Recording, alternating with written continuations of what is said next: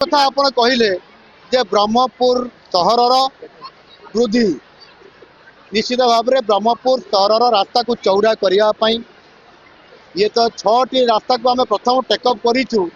जे टिके टिके तार एक्सपांशन हम चौड़ा हम और से पाखापाखि 53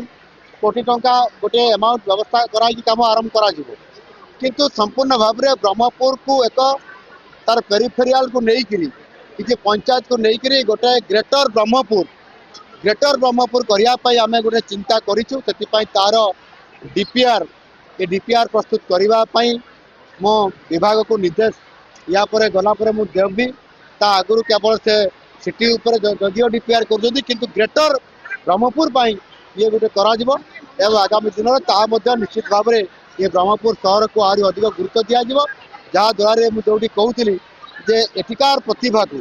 आठिकार लोकंर जीवन मान धारण एवं से केमी अधिक आमेनिटीज पाइपर या गुरुत्व देकर आम सरकार विचार कर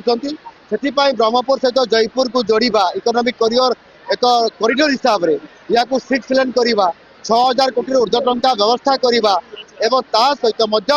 आज अनेक जो इंटीरियर रोड गुड़िक अच्छी दक्षिण रु पश्चिम पूर्वर